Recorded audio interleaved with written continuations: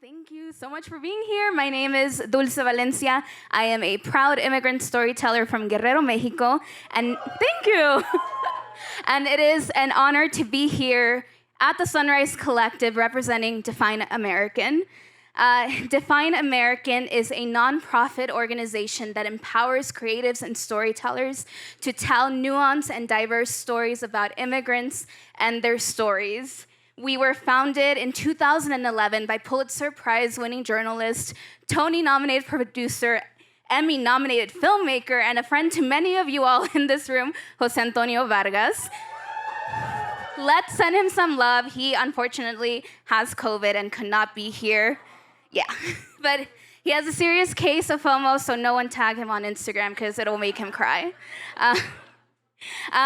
So it is my honor, truly, to be here previewing for you all our media reference guide entitled Telling Authentic Immigrant Stories, which you will see the title on the screen. It was very important for us to preview this guide here at the Sunrise Collective in acknowledgement that AAPI immigrants are the fastest growing immigrant group in this country and are projected to be the largest immigrant group by 2050. We are also in an election year, as you all know. So right now, we're gonna start seeing, if you haven't already, a lot of harmful and just untrue narratives about immigrants and who they are and their stories. This guide, more than anything, is a tool for creators and storytellers like yourselves in this room to use to help us combat these harmful stereotypes and helpful storylines. Our research has shown time and time again that stories can and do change hearts and minds. So you all have an incredible job, and that is to change the hearts and minds of people around immigration and immigrants. I will preview for you all just a little bit of what's on our guide. Next slide, please. You will find some tips that are helpful when creating immigrant stories. Spoiler alert, hire more immigrants, consult with them. There's a lot more. Next slide, please. You will also find some stereotypes and language to avoid about immigrants. I really want to highlight the depiction of immigrants as criminals because Define American publishes original research. And in our latest research report with USC's Norman Lear Center, we found that 40% of all immigrant characters on TV were portrayed in association with a crime. And this just perpetuates the harmful stereotype that immigrants are criminals when we know that that is not the case. Next slide, please. You will also find important terms to know, especially as we're in an election year, and these terms are going to be used as weapons to harm our communities.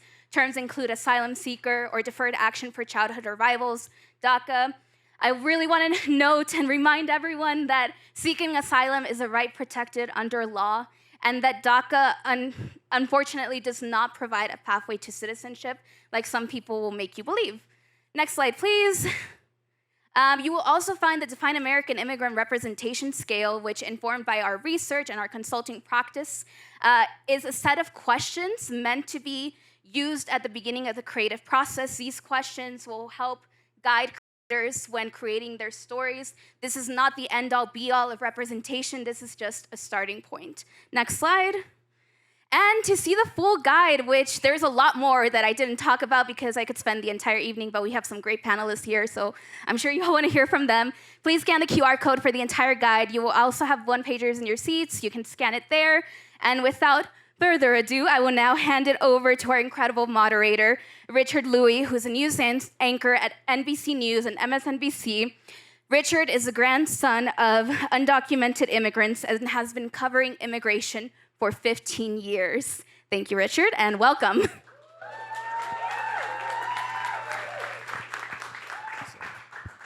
Dulce, thank you so much. Sunrise Collective, how we doing on the second day? Yeah.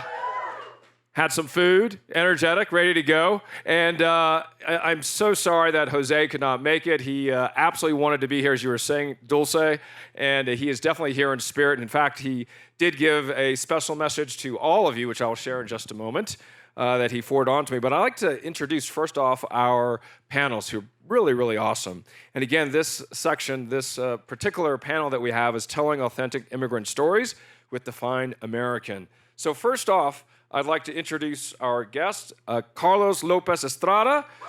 Woo! Carlos is an Academy Award-nominated filmmaker from Mexico City. He is here at Sundance supporting Didi. Who saw that? It's a film he produced about a Taiwanese-American teenage boy wrestling with a complex inner sense of identity, for those of you who are not familiar with it, and a moving love letter to immigrant parents. Now, his production company, Anti-Gravity Academy, develops and produces Anti-Gravity Academy. I didn't work the second time. All right. Develops and produces independent projects with the aim to uplift stories and creators from underrepresented communities. Carlos's debut film, Blind Spotting, that premiered opening night at the Sundance Film Festival in 2018 and was subsequently released by Lionsgate Entertainment. Carlos was also nominated by the DGA for Outstanding Directorial Achievement of a First-Time Feature. And his third film, Raya and the Last Dragon, that was released by Disney in 2021. You got some work to do, don't you? Yeah, all right. Thank you. Omar Kamara. Come on up. He is here at Slam Dance supporting African Giants. It's a film he wrote and directed about two first-generation Sierra Leonean American brothers navigating the changing dynamics of brotherhood. His films touch on his first-generation experience and strive to highlight and honor the African diaspora. His previous film, Mass Avenue, about a first-generation African-American and his immigrant father being radically profiled by police. That won the grand prize at the DGA Student Film Awards and is available to stream on Max. Okay. Geena Rocero, born and raised in Manila, Philippines, is a 4-time Emmy-nominated producer and director of Caretakers. That's a 4-part original documentary series with PBS, which I just learned recently, which is amazing, given how many different things she does. Her award-winning memoir, Horse Barbie, that released on May 30th, 2023 by Penguin Random House Imprint. The Dial Press is the recipient of the 2023 Them Now Awards for Literature. She is a 2023 Glamour Woman of the Year. And again, making history as the first Filipina to receive that honor. Woo! Yes. Alessandra Lacorazza. Alessandra is here at Sundance supporting In the Summers, a film that she wrote and directed about two sisters navigating their loving but volatile father during their yearly summer visits to his home in New Mexico. Her work deals with personal and cultural memory and incorporates themes of migration, alienation, community, and resilience. Her previous film, Mami, depicted a young Latinx immigrant woman tending to an emotionally draining relationship with her mother in the midst of a hostile to immigrants political climate. Welcome all 4 of our panelists. Now, I gotta say, my friends, I rarely ever read bios. Rarely. But I had to do it this time because all 4 of these great storytellers have such rich fabric to their backgrounds. And so I wanted to give rightful due to everything that you've done in short. So let me start with this. I'm gonna start with, oh, thank you so much. My crib notes for the new report out, which you should absolutely read, which I did. I wanna start with what Jose said to all of you. He said, he just texted me this, saying, "We can't have this conversation here at Sundance without acknowledging that immigration is a defining issue of this election." And I put that in parentheses. "Culture is politics, and every day our political culture is drowning in anti-immigrant rhetoric and downright lies and misinformation about immigration. How do we fight that? By telling authentic immigrant stories." Jose Antonio Vargas, circa 2024, 3 hours ago. Yeah. Hey, let's start with this, Carlos. What is, and react to what Jose said here, what is an authentic immigrant story? Thanks for helping me go first. Yeah, that's what happens when you're sitting next to me. I was just hearing Dulce talk, and honestly, I just kept thinking, it's like, this woman should be running for some type of office, because I All right, think... Dulce? Yeah? I don't know where you are, but... Right here. You're incredible. Yep. What does it mean? Oh, that's such a hard question. I think what it means is to base the storytelling on truth, and that is like such a hard thing to try to unpack because what is truth? I don't know. I don't know that anyone does. What it means to me is to use our power as storytellers with responsibility. Sure. And I think what that means is to make sure that we are as informed as we can to tell the stories that we're telling based on facts, with empathy, involving the communities that we are representing in our stories, and making sure that we are looking at our teams, looking at ourselves, looking at our advisors to make sure that every decision that we're making, whether it's small, whether it's casting, whether it's how you're promoting a movie, that it's done considering the people that you're speaking about, that you're representing, that you're telling these stories about. So I don't know if that. How'd you do it in Didi? How'd you do it in Didi? How'd you apply that, what you just said, to Didi? That particular movie I produced for director Sean Wong, and I think, oh, he's there. He just jumped up. Woo!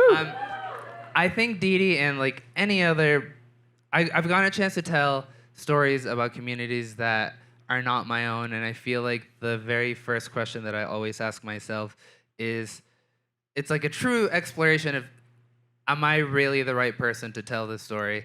And I think that needs to be the very first question that not enough people are asking. I think recently more people have, and where, you know, things like this are making us aware, but I think that's the beginning point. And then the second is, who am I involving to make sure that the story is being told authentically, and how can I fill in my blind spots? How can I surround myself with people who are going to help me whenever, you know, because we're not perfect, whenever I have a misstep, whenever I'm heading in the wrong direction, just making sure that we build a support system so that we are doing it right, or as right as we can.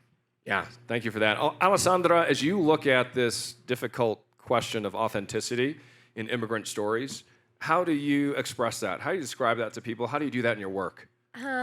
Well, I can kind of speak to what I did in the Summers, that it is loosely based on my life a little bit. So I was depicting a Latin man who has drug addiction and anger issues, which could be very quickly go into stereotype. Especially, I'm Colombian. I grew up with hearing cocaine, cocaine, cocaine from a young age, like being asked if my parents were drug dealers, and seeing that as like one of the only narratives that you see on TV. For me, when I was approaching this film, it was very important to me that even though this is my authentic story, to make sure that it was told with nuance and love, and what you say, with empathy, with like not judging, you know. And I wanted him to be well-rounded, like my father was. Like, yes, he was an addict, but he was also a great dad in a lot of ways, you know, within his difficulties and all his other stuff. You know, like, he taught us so much. Like, my sister and I are like the people we are because of my father. And that was really important for me to come out. So I didn't want to be like deadbeat dad, deadbeat Latin dad. Like, I've seen that. Not interested in that story. I wanted something that felt deeper and seeing the good along with the bad. And that, I think, for me, was important for it to be authentic. Were you tempted to show perfection from one stereotype to another? Were you open with showing the gray spaces? I'm all about the gray. Yeah. Actually, I think that's something with all my films. Like, I am only interested in the gray. Yeah. Omar, how about for you? In your works, and congratulations, by the way. We're all looking forward to seeing your film here. Talk about as well that idea of how you reach the idea of authenticity and expression of your work.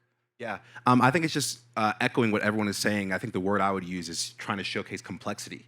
And that it not being painting in broad strokes, but like there's a lot of different things happening. I'm the proud son of Sierra Leonean immigrants that are very excited for me to be here. My mom actually messaged me and said, I have a voice note, and she said, oh my God, I just found out Malia Obama is there. She said, my son is in the same town as Malia Obama. America, anything can happen. You have finally made it. I've made it. She's like, Malia Obama. She's like, take a picture for me. So I think for me, it's about showing complexity. And the film actually is about me and my brother, who's here.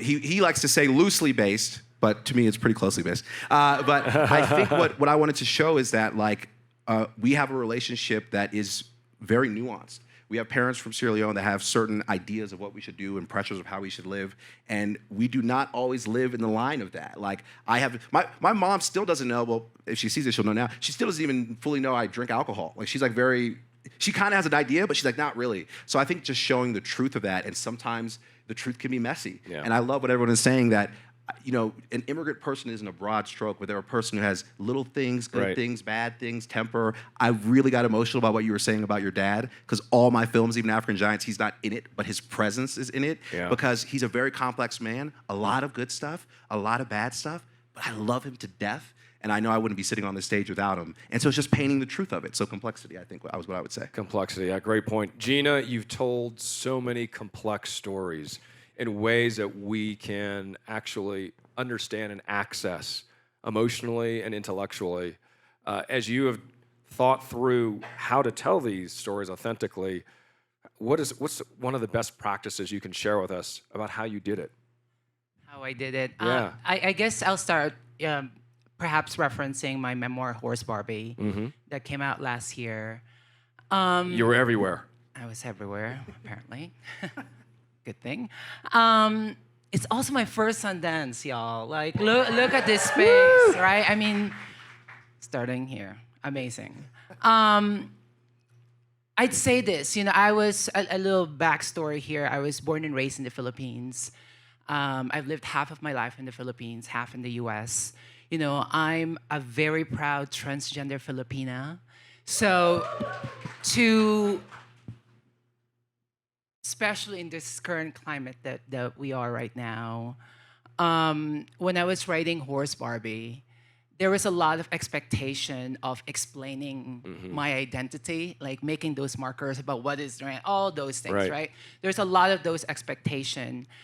But when I was writing that, I think for me, it was all about, let me just tell this story of my journey from the Philippines, who at a young age started joining transgender beauty pageants, where it's a big part of our culture in the Philippines. Transgender beauty pageants go alongside with Catholic celebrations.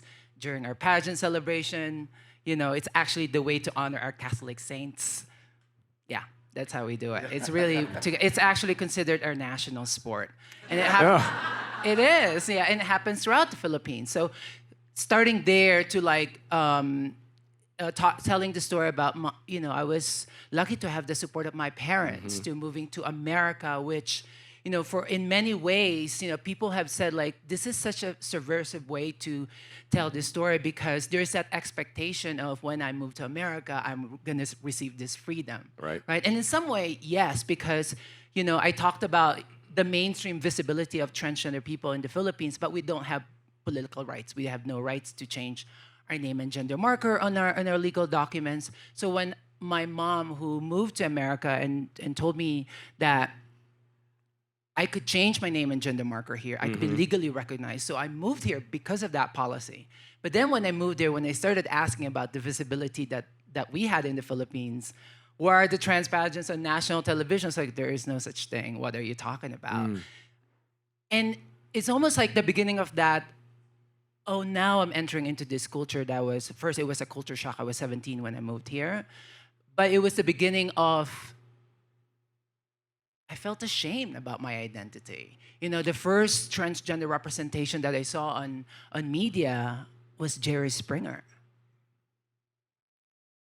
That says it all, So to feel that sense of, oh, now I'm grappling with a completely different culture. So when I was writing my memoir, Horse Barbie, I told myself, I'm going to be unapologetic in telling this story, tackling themes that are, that are serving really what was my curiosity from, addressing the colonial process of someone being born and raised in the Philippines, where it's all about this very colonial upbringing, talking about colorism, but at the same time talking about this cinematic universe of trans pageantry in the Philippines and Catholicism to, and then when I moved to New York City to pursue a career in fashion, I had to completely be stealth, where my model agent did not know I was transgender for 8 years. So I was like out and proud in Asia, had to go back to the closet here in America, and had to come out again. It was, I wanted to show that complexity.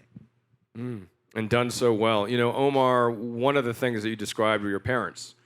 And one of the questions I like to ask, because it was something that surprised me in my profession. I remember that time I did a story on illegal immigration, and I was on CNN at the time, and we went for a commercial break. And then I realized, hey, that's my grandparents. I'm the grandchild of 3 unauthorized immigrants who the story I just told. But it took me until I was like 35 to figure that out. And that was my coming of age of, oh, I have a story I need to start telling here because I just realized it. Yet I knew it earlier, but I didn't own it yet. When did you realize it, that your parents have this immigrant story? Could have been when you were 5. It could have been that you came of age when you did your first film. When was it, and how did it affect your creative perspective? Yeah, I mean, that's a great question. I think one thing for me, and we were talking a little bit about it backstage, yeah. My parents were always very, very adamant of, like, you're African. I had a friend of mine who's from Ethiopia, and his parents told him, like, his parents are from Ethiopia, and they were like, you're American, we brought you here to be American. My parents did the complete opposite. They're like, you are African, you will always be African, you're living here, but you're African. You're a descendant of chiefs, you need to know that. Your full name is Elijah Umaru Saidu Kamara, you need to know that and be proud about it. So, thank you. So for me, your brother laughed. He laughed. Okay, that's Elijah Abubakar, Saidu Kamara. There you go. All right. But I think for me, it was always in my ear. They always told me that, and I think it's, you know, I always say that I actually think I got my storytelling from them. Both my parents are like phenomenal orators. Like, they sit at the kitchen and we all sit around them, and they literally would just talk for hours. Like, we'll get home at 7 p.m., we'll go into 3 a.m. and them telling us all these stories of their village in Fatagu, back home. Yeah. My dad tells me stories of how he was taxi driving when he first came to the U.S. and washing dishes and doing everything to make it happen. So they kind of have always told me, and it's been downloaded in my DNA. So what's funny is when I started to tell my stories and I was developing my short at AFI, I just was writing my experience of what I know, my parents know. I was shocked by how confused the people were. They were like, wait, what? Like, I remember, like, my dad told me once, and it's actually like the opening of my short, Mass Ave. He goes, if you ever disrespect me, I'll skin you alive. And he said it to me when I was young. And so I put that in because I was like, oh, it impacted me a little bit, but it's no big deal. And at AFI, at AFI, just a little, yeah. My mentor goes, well, if you were going to start the film like this, at the end of the film, the dad needs to take a knife, put it to his son's neck so we really know he means it. And I'm like, my dad would never actually skin me alive. Like, he's trying to say, don't disrespect me, respect your elders. That's like a cultural thing. So it was funny to try to explain these little nuances to people. Yeah. Like, I'm like arguing with people like, but I swear he doesn't actually want to skin me alive. Like, he's just saying that. But that's what I think has been so refreshing about me telling these stories, of just putting little details like that in there, and people going, oh my God. And from all different backgrounds, Chinese, they're like, my dad said something similar. My dad did the same thing. So, you know, it's the corny thing, the more specific, the more universal. But I found that just by telling the truth, like, people relate to it more. Yeah. And they haven't seen it as much. So that's what I'm excited about. Yeah, so it was in the water is what you're saying, or in the knife in your case. Yeah. And you've carried it through all of your creative works. Yeah. My short is about me and my dad. This one's about me and my brother with my dad's presence in it. So it's all just little cultural nuances, conversations that we've had. I'm fortunate that my brother and my fiance, Aaliyah, who's here as well, they allow me to, when we're in the middle of a conversation, to stop and take out my notes document and go, you just said something that is so fascinating, and write that note down. And I literally will copy and paste. So a lot of the dialogue in that movie about being first generation, us being bullied as kids on the bus, you know, people used to call us burnt cookie, sing the Lion King anthem and stuff when we came in. That stuff's in the movie. We do it with a little bit of humor. There's a little seriousness in there too. But it's literally just copying and pasting that stuff and putting it in there. So yeah, it's like, it's in all my work. And hopefully in future projects as well. So, ladies and gentlemen, Omar, and his next question and his answer will actually reference his great aunt, who's also here somewhere, I'm sure, too. Called out 2 other people. Alessandra, tell us about your migrant immigrant perspective and when that coming of age reality to your creative perspective happened. So I came to the U.S. when I was 5, and we moved to the outskirts of Seattle, where I was the only Latin person for as far as I could tell. And so I always knew I was an immigrant. I always knew I was different. And even though I looked pretty white, just like everyone else, I was still a marker. I was like, you're not this kind of white. You're a different kind of white. And so I kind of grew up with that. And then we moved to Florida, where everyone was Latin. Mm-hmm. And then there, all of a sudden, they're like, you're not Latin. And I was like, no, I was born in Colombia. They're like, on a plane? And I'm like, No, actually, in the country. So I've always felt like an outsider in both places. Yeah. But I think for me, in telling the story, there was no way that the dad was not going to be an immigrant because that's just my experience. Like, it was important to me to, just to tell that story authentically. Like, why? Of course he's an immigrant. Like, why wouldn't he? And for me, it was also, the casting was important for him to be Latin American, not Spanish. That, for me, was a very big distinction. Like, they're like, oh, look at these great Spanish actors. I was like, not the same thing. And that was very important to me as well. Great. And for you, Carlos? Can you repeat the question? Sorry, I was very, very immersed. How many family members do you have here in the audience? I have one. And you do? Yeah, I do. And then extended Didi family. I think there's a lot of us in here. I thought you were going to claim Omar's brother and his girlfriend, right? No, the question is about your immigrant experience and what was that coming of age moment? You know, I was telling mine, it happened very late in life. Yeah. And then I was like, holy bleep, you know, I got to do something about my storytelling. I grew up with a visa. I was born in Mexico City. I grew up with a visa and being able to travel between Mexico and the U.S. so easily. And then my mother and I decided to move to the States when I was 13. She's a single mom who worked, from sunrise to 12 p.m. for most of my life. So she had this woman that would work with us at the house and would help her a lot, and she wanted to come up to the U.S. with us when we moved.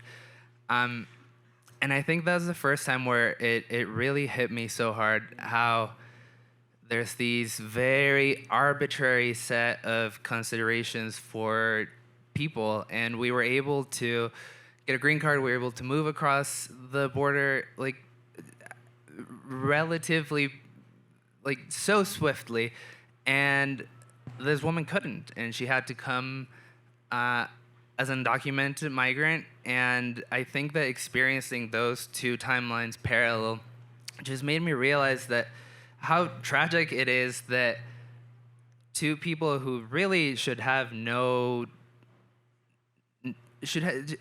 no different are considered for some type of reason, whether it's on paper, there's a person who checks your life resume and somehow decides whether you're worthy or not to enter this country. And it just seemed like such an insane injustice. And I think ever since then, I've just been hyper aware of this crazy privilege that so many people have, and this and the disparity between millions and millions of people who, for entirely human, reasonable reasons, are not able to have the opportunities that I did. And that just, to me, was so mind-boggling. Yeah, when you said that, Carlos, something came to mind for me. I was thinking about, we use the terms often, white privilege, male privilege, immigrant privilege. And we forget we have that. Yeah, I mean, it's something that to some people is an impossibility. Yeah. To so many others is just something that you don't even have to think about. And I think that it's our duty to be able to do anything we can so that we can bridge that gap and make it not as impossible for people to have basic human rights and to be able to search for better life and opportunities here. So I'm very happy to be here today, very happy to be partnering with Define American and a bunch of different initiatives, and I think the work that they do is truly life-changing. So I would encourage us all to really, really look into the QR code that those who just posted. Yep. If you are a storyteller, to make sure you reach out and that you figure out not only how to do your work responsibly, but how to allow your work to have the greatest impact, because as storytellers, really, we are shaping the culture. We are asking the questions, and we are directly or indirectly affecting policy. So I'm happy to be here. Awesome. Alessandra, to you on this one. I think what's intimated here is when we talk about some of the concepts that Carlos brought up, this idea of different generations, right, of immigrants that are here. From your point of view, and your generation as an immigrant and your immigrant story to the United States, when did you first see yourself portrayed in media, your story portrayed, your generation of immigration? That's hard. I think maybe the closest representation I've ever seen to my life, which is like a queer Latin person, I'm not even sure they were immigrants, but was the show Vida. That was the first time I was like, oh, okay, someone read my diary and put it into a show. But I mean, there was so little representation, both Latin and immigrant. I mean, I think I watched a lot of Lucy growing up. So like Desi Arnaz, I'm like, he's Cuban, which is not Colombian, but like getting closer. And then Shakira was actually a really big deal. Yeah. You know, because in the 90s, there was so much talk about drugs and kidnapping and all this violence in Colombia, and all of a sudden this Shakira comes out with Pies Descalzos, and my dad like flipped out and bought like every CD he could find and was giving them out to all our neighbors. There was like so much pride in Shakira, and it made it, you know. Did he like, sign it too? I mean, you know, I'm not sure. I should look back on those tapes. Yeah. That's fantastic. How about you, Geena? You know, as I mentioned, I have this very complex relationship with that because, you know, at such a young age, I've seen transgender women on beauty pageants, not just on mainstream television, but on our neighborhoods. Like pageants are done on the street in the neighborhoods during, again, Catholic fiesta, right? It's that mainstream. Part of the for culture, us. It's right? part of the culture. Yeah. When I moved to America, as I mentioned, seeing, you know, trans woman Jerry Springer, I remember when I started joining pageants and I became a pageant diva. Right when I was leaving, but not anymore. You're much nicer. Well, you know, yes. not really, but I'm nice. I'm nice. When I was leaving Philippines, my pageant mentor shared with me this newspaper clipping of this trans model. Her name is Carolyn Cosi. She has a mini spot on James Bond. Role, and it was in the 80s, and once that film came out, she got outed. So she was sharing this to me because I was telling my pageant manager, my mentor, my trans mother. She told me that, you know, because I wanted to be a model, this is a person that, you know, to look up to. And even at that age, I was 17 years old, thinking about that. I was thinking that maybe someday I could be like her because she has done that. Right. But at the same time, it was also offering this sense of caution because when she reached that high of visibility, she got outed and her career disappeared. It was a possibility and caution at the same time. So even when I moved to New York City to pursue a career in fashion, I was carrying both of that complexity. Like, I chose the most visible career. You know, I was in covers of magazines and commercials and all that while being invisible at the same time. You know, yes, I remember, you know, maybe I could be like Carolyn Cosi, and yes, some of the elements of her life kind of became my life.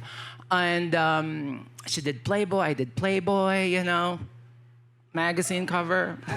That's what I meant.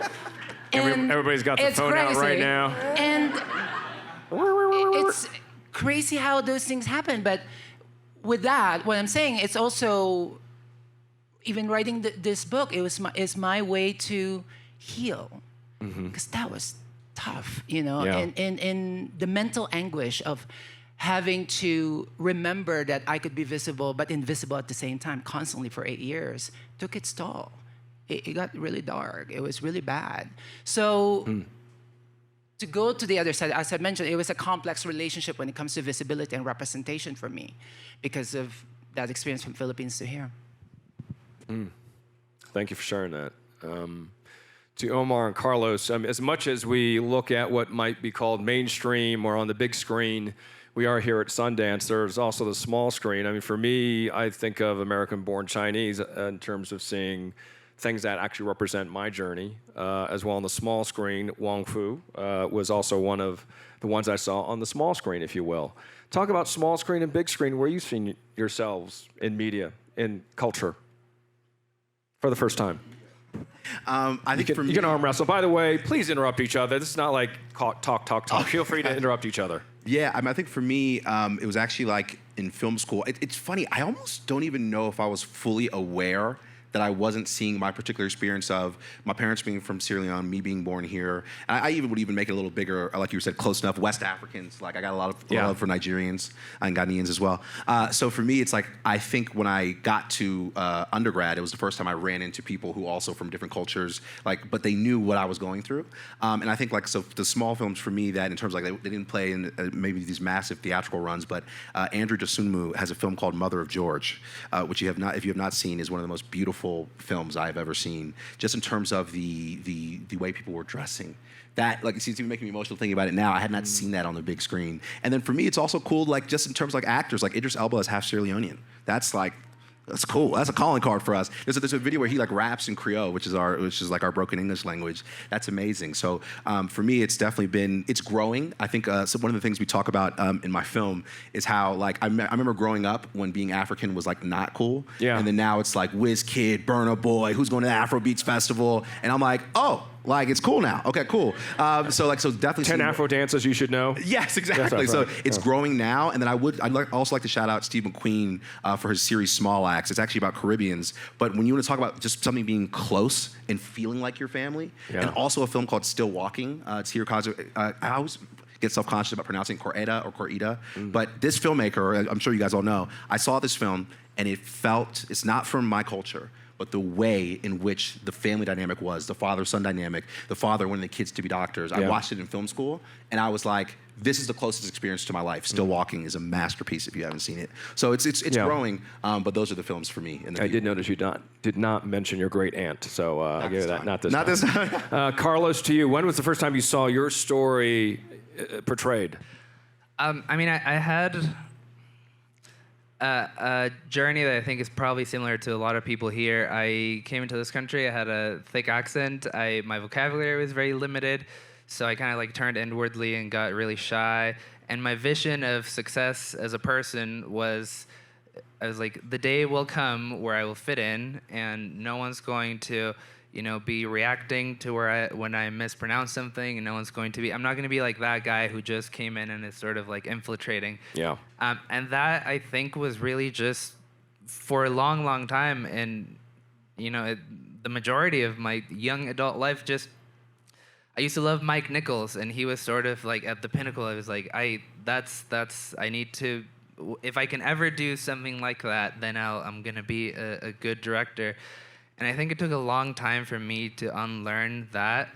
A long time. I saw my senior thesis from film school recently, and I was horrified. I was just trying so desperately hard to appear as like a white filmmaker.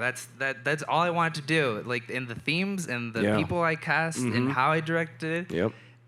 I saw it really like 2 weeks ago after not having seen it for like over 10 years, and I was just like, I need to find a way to bury this. If it ever surfaces, I'm just gonna get killed because it was truly horrifying. Thanks for letting me know. Now I have a story. I got a story when I get back to work now. I'm sure it's out there somewhere. Okay, here we go. Please don't do that to me. But I saw, and it wasn't that long ago, I saw Hamilton in the theater, and for me, it really just kind of like shook me to my core, because it was just like, okay, here's someone who's just unapologetically fucking things up and is not really like, is telling the story of America, but his way, and is not really like, does not care who is getting to play these roles and how the angle that he's choosing to tell this story. And I know a lot of people have lots of issues with Hamilton, but I think it did so many things so brilliantly. Yeah. And for me, I think it was just kind of like, and the fact that it did so well, and it really entered the mainstream, and all of a sudden you had everyone singing the songs and learning. And to me, I think it kind of like broke a barrier, and I felt like it gave me permission to be careless about how I wanted to tell my stories and to just do it my way without having to consider like what I need to look like, what I need to sound like, and who I need to be. So. I mean, you bring up, thank you for, by the way, being vulnerable in that way, because a lot of times you're in the room and you're that expert, but you're not the expert. You're just one person. And so we are here because we have a guide. Third time it's been released. And so as we're telling stories about our various communities, whether it's from our respective communities or all of our communities of color or all the communities that need inclusion, who do you tap to get the help? Like I remember well, obviously Define American when it comes to these stories, but do you remember that first time when you reached out? You said, I realized I don't know everything about my people, and people think I should. Like in the newsroom, people would look at me, oh, only API guy there, you better go ahead and answer all these questions about every 54 origin countries right now, and I couldn't do it. And that was the beginning of I better learn about this API thing.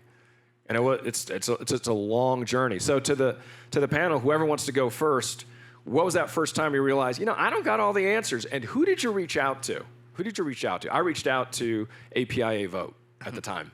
Please. I was going to say, I remember, so I was talking about being a fashion model for 8 years. And when I decided in 2013, when I decided that I'm going to come out and I can't live this life anymore,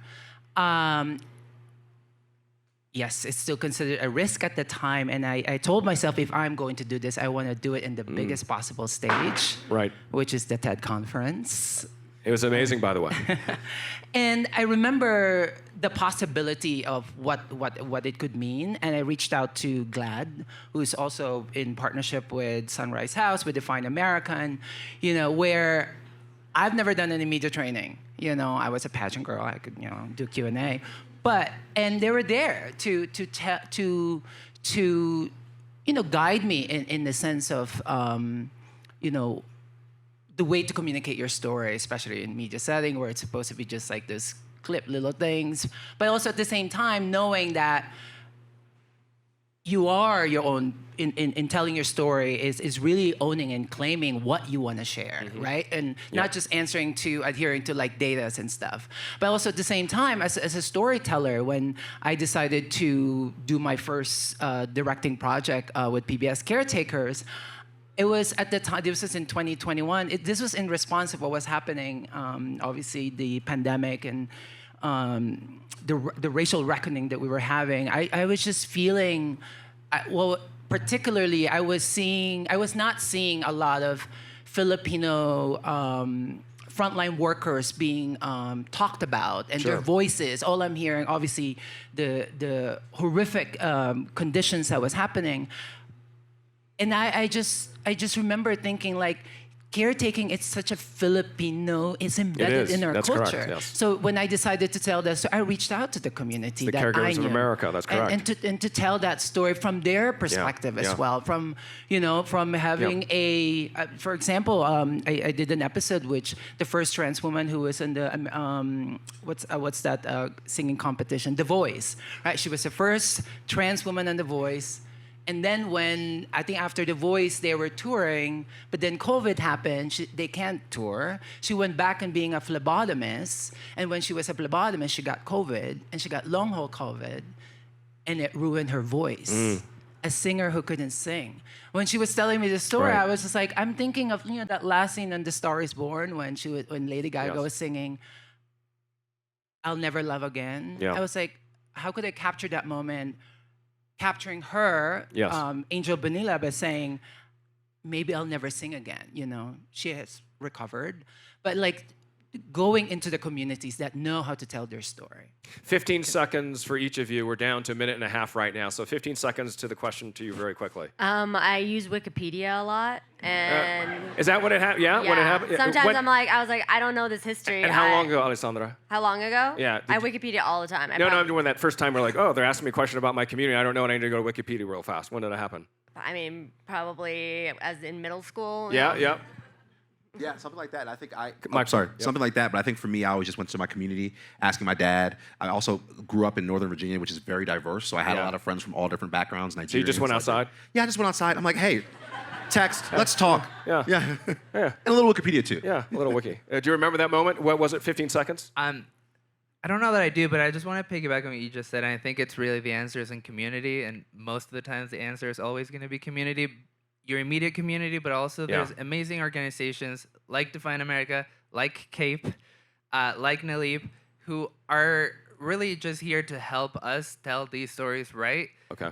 Define American has a sliding scale for independent productions. So, like, please use these resources because they're here to help us. So we are living today in 2024 is the largest number of migrants ever in the history of the world, ever. And in 15 seconds, what is the story you want to tell? Because of that dynamic, we're in 15 seconds. I'm already over, but you go first, Alessandra.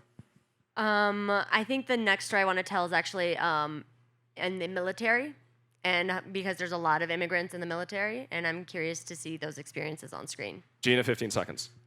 I briefly talked about this earlier.